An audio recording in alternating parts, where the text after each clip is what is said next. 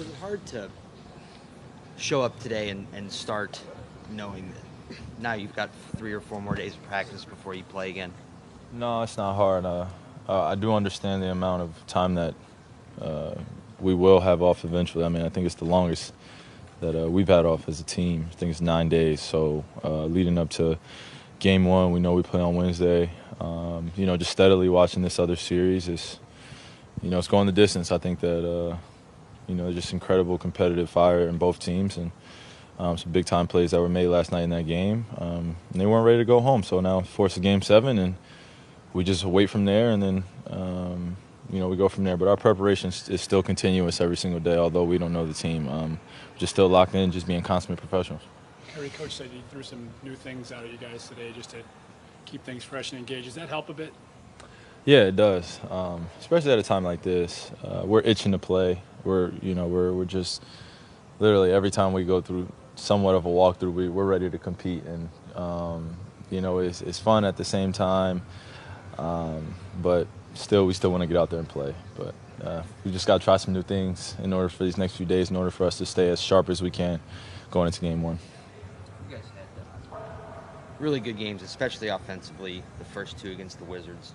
And then the third one, you scored 115, but lost, and Bradley and John went off. What have you looked at that game, and what went wrong for you guys there, and how does it affect your preparation in the event that you do play the Wizards?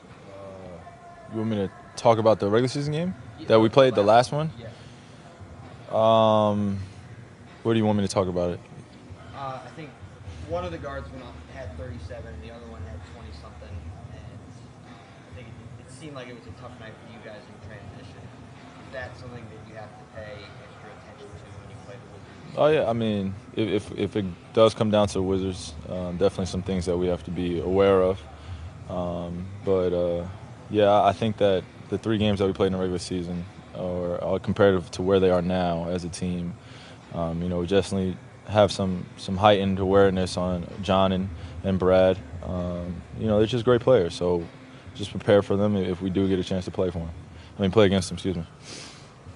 What did you think about the end of that game last night with John Wall hitting the shot from, you could say, probably your favorite spot on the floor, that right wing there? It was nice, man. I think, for as a player to have the guts to be able to take that shot in that time frame, and it's almost a broken play.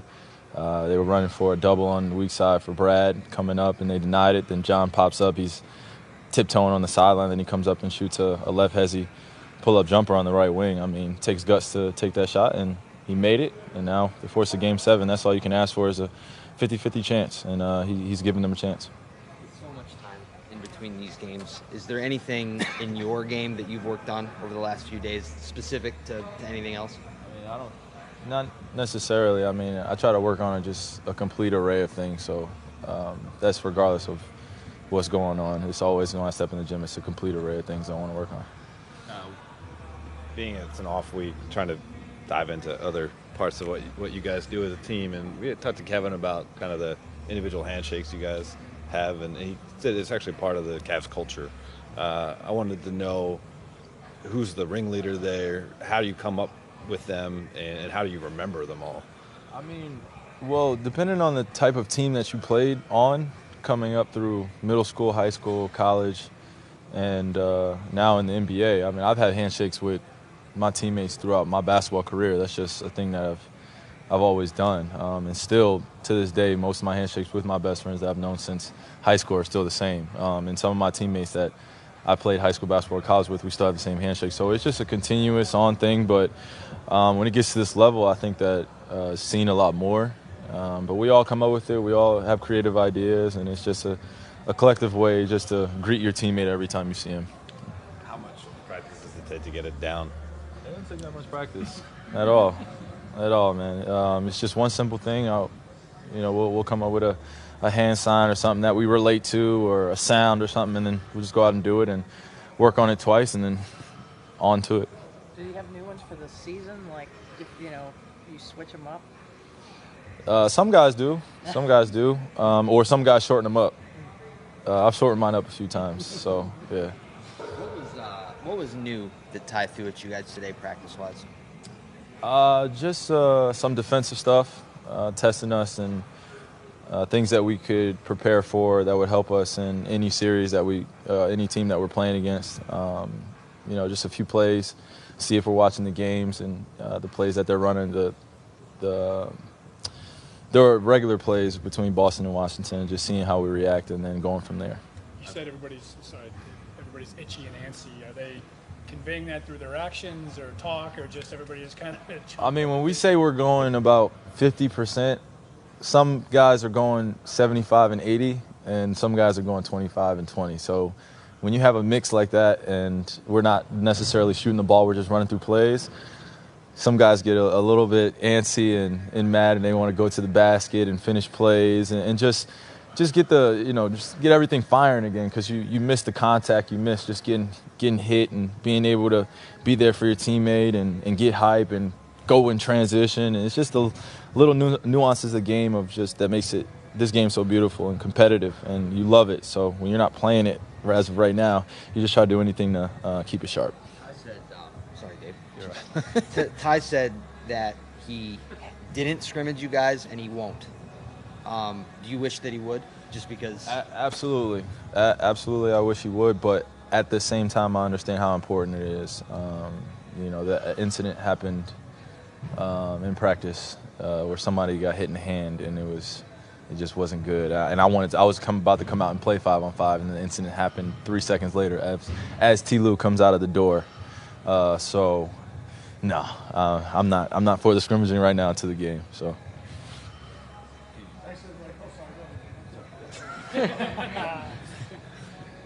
Well, first I have a follow-up on the incident. What are you referring to?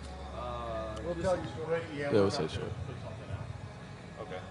There you go. That answers your I got a question. separate question. I asked you about this before. I'm not trying to get state secrets, but can you just describe the physical exertion that the Versa climber requires? It's a beast, man. It's a beast. My first year when I had Coach Scott here, we did about 1,500 to 2,000 feet continuous, and I died. After that, my rookie year, I passed out right as soon as I got off the Versa climber, and then I tried to stay away from it my next few years, and probably about last year and the year before, I've kind of fallen in love with how quickly you can get in shape with the Versa climber, because it's just exertion of your just full body of everything, and then the mental part of just putting your body through a high physical exertion. I love it, and as a team I think guys love it as well, because if you do even 2 minutes or 3 minutes, it's comparable to a lot of the conditioning things that you would use to get in shape, and literally you could do that for about 3 days and it'll make a world of difference, and I love it. So. But it's made for the strong, though. It's made for the strong. It's made for the strong for sure. The Cavaliers are deeply committed to making improvements in the lives of children, families, and neighborhoods in Cleveland. The organization helps lead the local fight against blight, including a playoff partnership with the Greater Cleveland Habitat for Humanity. The Cavs reach over 130,000 children in our schools and have built 23 learning focus centers in our Cleveland neighborhoods.